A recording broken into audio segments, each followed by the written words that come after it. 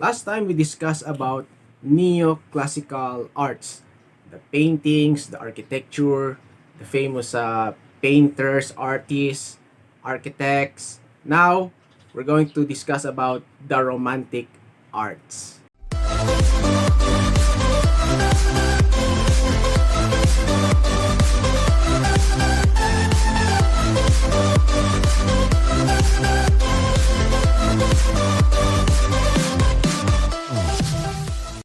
Another interesting topic about history of arts, the romantic arts. We will discuss about romanticism, romantic paintings, and the romantic artists. If you haven't subscribed to my YouTube channel, subscribe na. Also, like us on Facebook and don't forget to follow me on Instagram. Before we start our presentation, did you know Romanticism or the Romantic period came out from Neoclassicism or the Neoclassical period? Why? Let's discuss this further. Now, what is Romanticism? Romanticism is a movement in which the artists of neoclassical period sought to break a new ground in the expression of emotions, both subtle and stormy. It embraced several distinctive themes such as longing for history, supernatural elements, social injustices, and nature.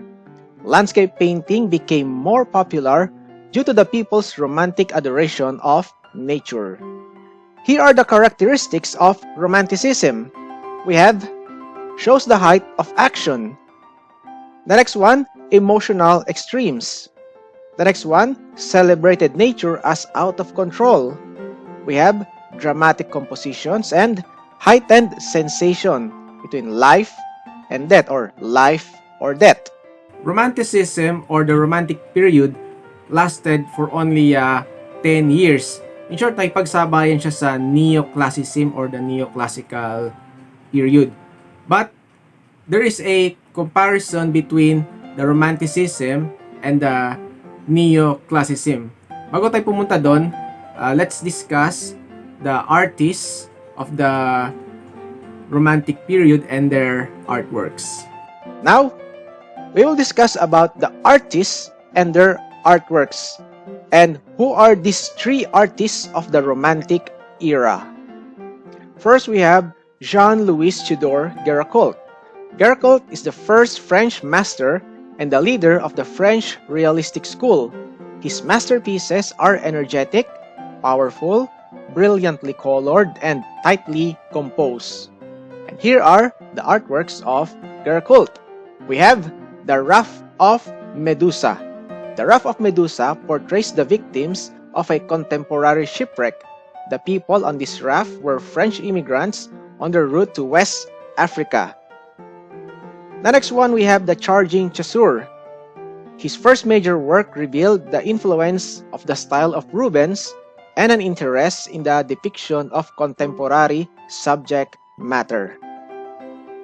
And lastly, we have the Insane Woman, one of the several portraits of Géricault made of the mentally disabled that has a peculiar hypnotic power.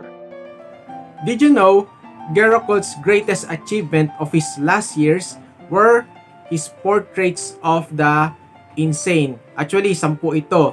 Pero yung nasa presentation natin is only one, which is the Insane Woman. There were 10 of them originally. Only 5 have survived. Ito yung mga nakasurvive na painting si Géricault. A woman addicted to gambling, a child snatcher, a woman suffering from obsessive envy, a kleptomaniac, and a man suffering from delusions of military command. The next artist is Ferdinand Victor Eugène Delacroix of France. Delacroix was considered the greatest French romantic painter of all. He achieved brilliant visual effects using small, adjacent strokes of contrasting color. He was the most influential to the most romantic painters, and eventually, his technique was adopted and extended by the Impressionist artists. This is another term, Impressionist. Here are the famous artworks of Eugene Delacroix. We have Liberty Leading the People. This painting commemorates the July Revolution of 1830, which toppled King Charles X of France. A woman personifies liberty and leads the people forward over the bodies that fallen, holding the flag of the French Revolution. The next one we have Christ on the Sea of Galilee. This painting depicts Christ and his disciples were crossing the Sea of Galilee during the storm. Why is Eugene Delacroix became famous? Here's why. He received his artistic training in Paris and became known as a leading figure of the French Romantic era of the 19th century. Inspired by history, literature, and exotic locales, Delacroix painted such famous works as Liberty Leading the People and The Death of Sardanapalus. Before we go on to our lesson, shout out muna sa aking mga co-teachers sa Manggahan High School. Shout out din sa mga students ko sa Manggahan High School Art Club, and shout out din sa Manggahan MAPE Department kung saan ako kabilang, and shout out din sa Team Adventureros, and shout out din sa Manggahan Fire Brigade. The last one we have Francisco Jose de Hoya y Lucientes of Spain, also known as Francisco Hoya.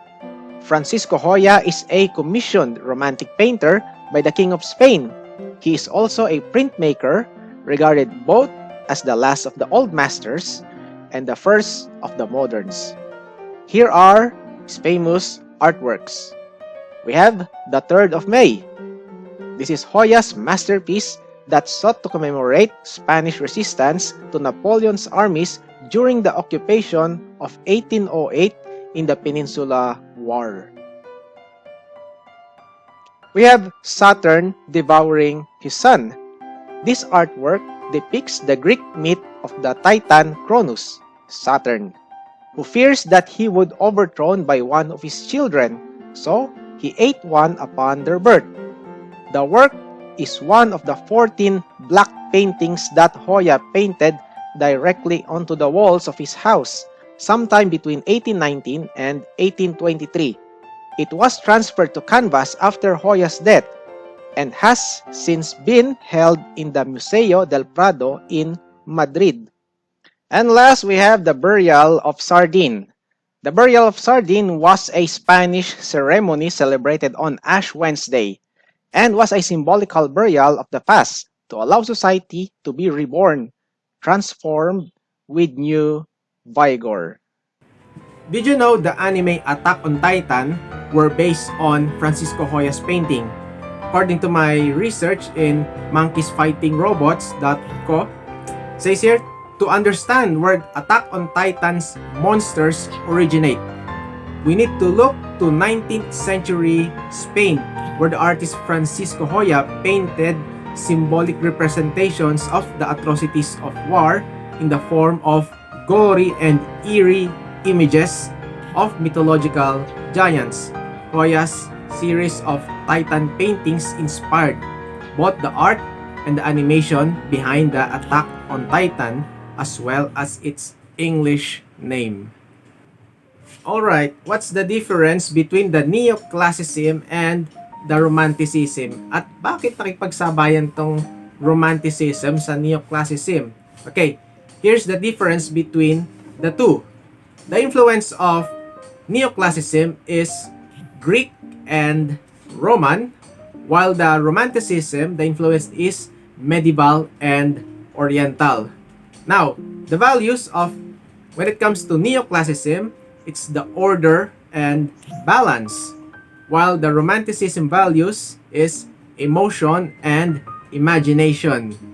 Then, the cause of Neoclassicism. What's the cause? Okay, bakit nagkaroon ng Neoclassicism? It's because the reaction against Rococo. Ito yung, what is Rococo? Ito yung art ng late Baroque period. Then, the cause of Romanticism. This is the reaction against Neoclassicism. Sabi na nga ba, nakipagsabayan itong Romanticism. What about the theme of Neoclassicism? This is the age of reason. Okay, while the Romanticism is the age of passion.